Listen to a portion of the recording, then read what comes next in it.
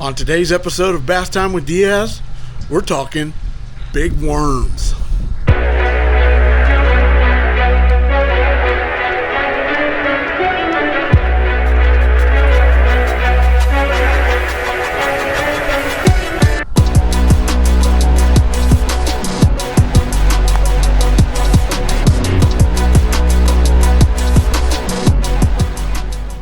Okay, so we're talking big worms for big bites today.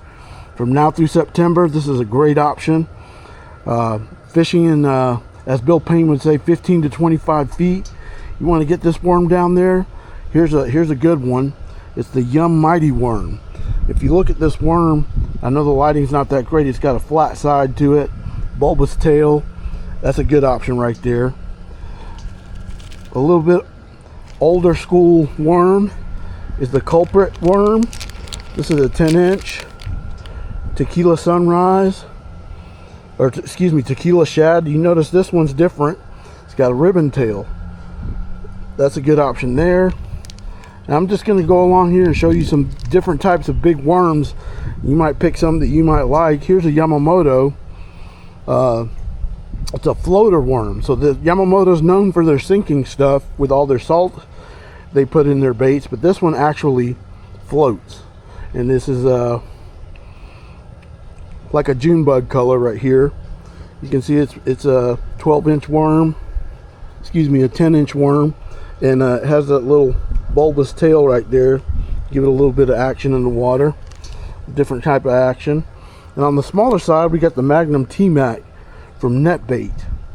This is a black grape. So it's kind of purple, kind of dark purple. It's got a flat side on it too for rigging. Then we're going to move over to the Power Bait by Berkley, the Power Worm. This is a 12-inch worm. Again, it's a ribbon tail. You can see the difference between the culprit and the net bait. The culprit has a much more pronounced tail.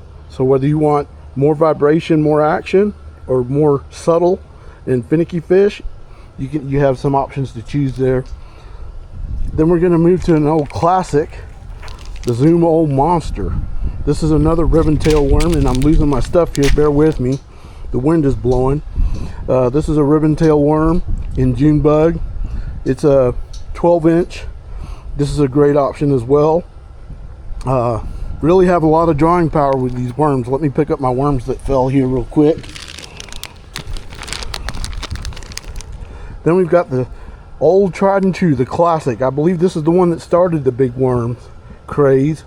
This is the Tom Mann's jelly worm. It's a big old worm. It's got a thick body, big egg sac right there.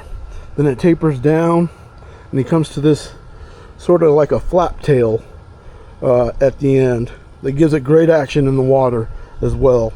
So there's some options for big worms this time of the year. I know right now the craze is all about urchin style baits and all that stuff, but this is a classic you don't want to pass up if you're looking for a big bite. So how you're going to want to rig these is Texas rig. Here I've got some EWG monster worm hooks in 7/0, and I'm not going to rig it up, but you can see right there that's a lot of hook, and you want a strong hook for those big fish.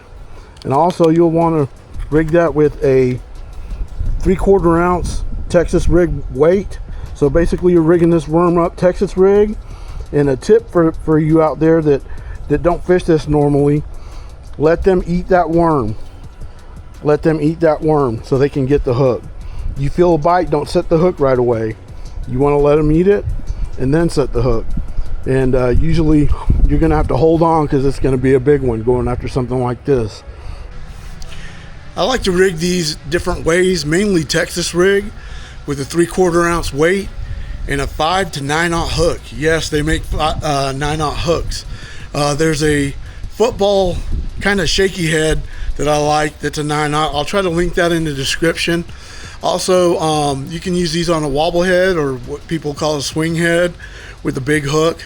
There's different ways to fish this worm. It's pretty versatile, and it'll definitely get you the big bite. I appreciate y'all tuning in for my little video here about big worms. It's a tried and true classic pattern to catch big fish, and maybe you'll give it a shot and catch a big one. Thanks for tuning in. We'll see you next time on Bass Time with Diaz.